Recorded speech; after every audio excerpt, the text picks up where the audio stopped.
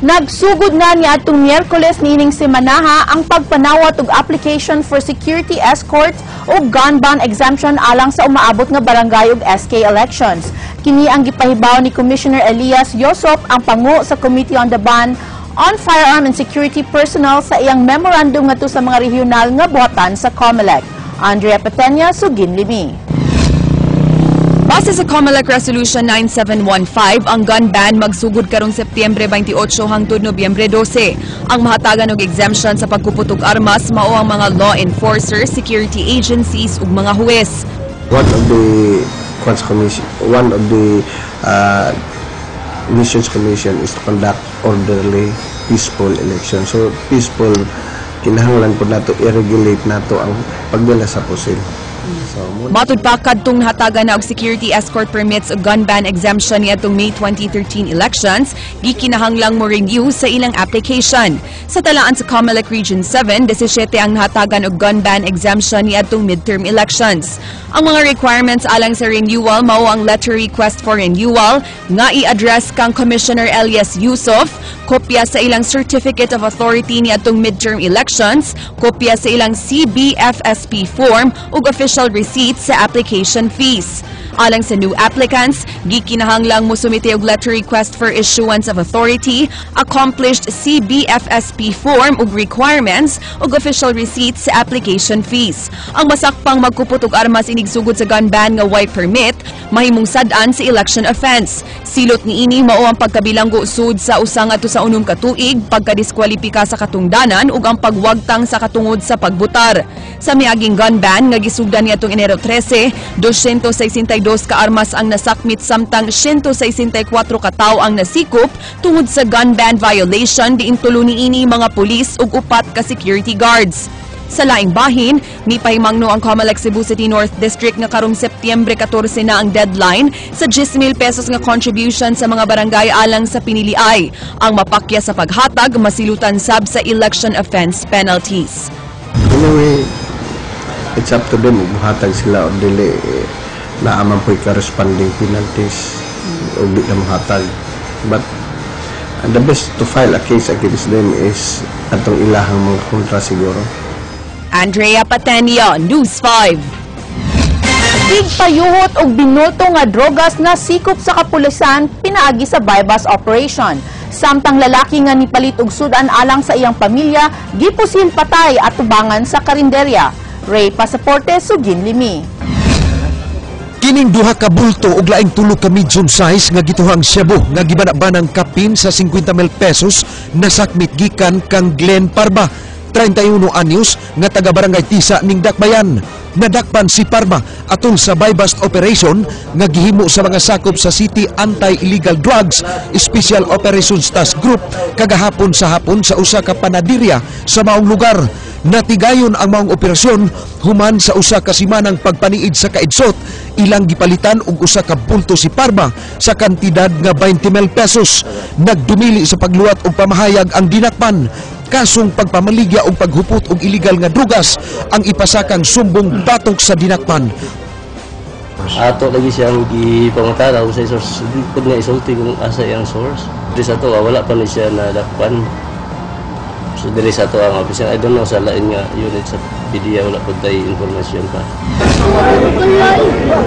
Samtang nabulit sa dugo ang naong ug wa nay kinabuhi si Alimar Habunilio, 27 anyos, human po sila atubangan ining usa ka karinderya dinhi sa Dulho Fatima pasado alas 6 kagabi.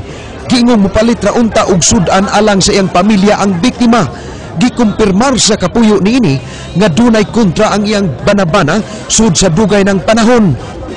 Dugay na to siya sir kanang nga pila na katuig nya may nasugat sila atong sang adlaw nga na nyor kanang okay na tayo wala on na to yung alab magpalit ko sudan sa gawas labam yan wala ka imo na dayon to.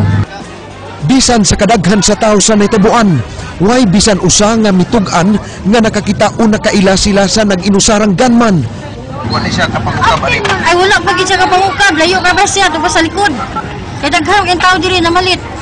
Mukong kita sa Nawajid mi kabantay gid sir kay. Bigla mo triangle mo ni buto-buto dag itsahan mi diha. Kung nakita natumba na siya, mabuto-buto. buto. Wa, daman tao good. Wala sa ko kabantay. Nabisi mo sa ko, na malit. Matod sa homicide police nga ila pang sutaon ang background sa biktima kung wala ba kini record sa kapulisan. Wa hinuon nila gisalikway ang kalambigitan sa illegal nga drugas ang motibo sa pagpusil. Ray Pasaporte, News 5.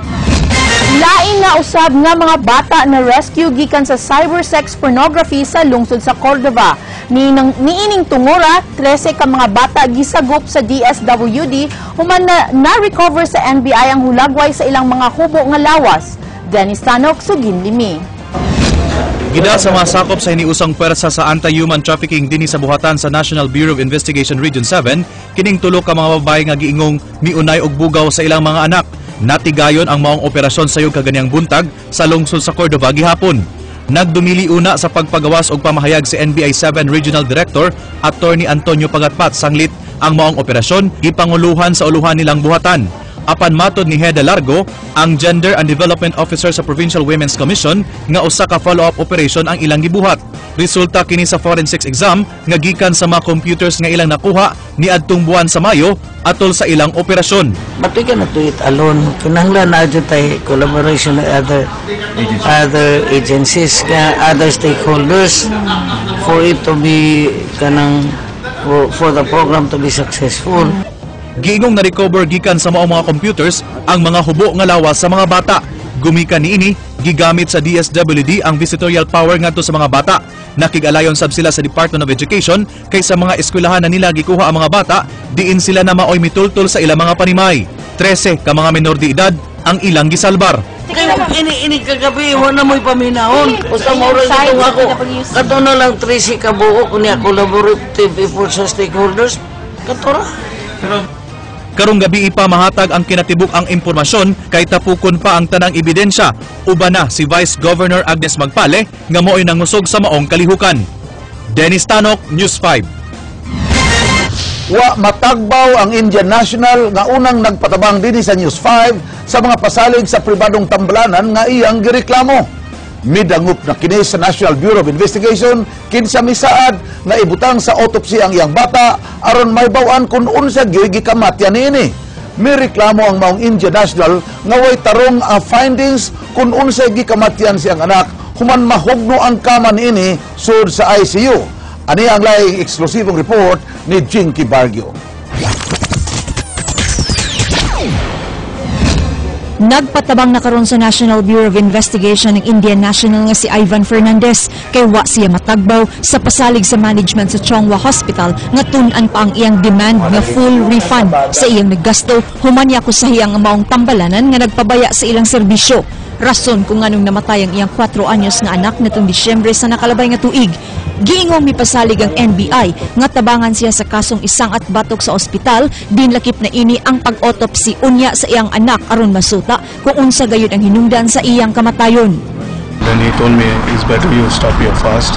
Now the case is in right hand and we'll help you and we'll take care of it from now onwards. Kaganiha, midangop si Ivan sa founder sa Indian Hindu Temple, din iyang nahinabi ang presidente. Gikundi na sa tibok Indian community ang nahitabo sa anak ni Ivan. Sila may pasalig og 100% suporta ngadto sa ilang kauban. We condemn, of course. We condemn, all of us, we condemn what happened. We also let the people know, what's happening here. Now, since he was telling me what happened to their daughter, imagine from ICU. ICU supposed to be, they are supposed to take care of the patient. So it's really nice. Now I feel that I have families around, Not only Indian community, after this, I really met really good people, Filipinos. Kahinumduman nga namatay ang anak ni Ivan nga si Aishen tungod matud pa sa pagpabaya sa hospital diyang nahagba ang tibuok kama sa bata samtang anaa kinisud sa ICU. Suway nga gikuhaan ang habig sa management sa Chongwa Hospital pinaagi ni Dr. Joanne Cosin pangu sa patient care apan dili kini motubag sa iyang telepono. Jinky Bargio, News 5.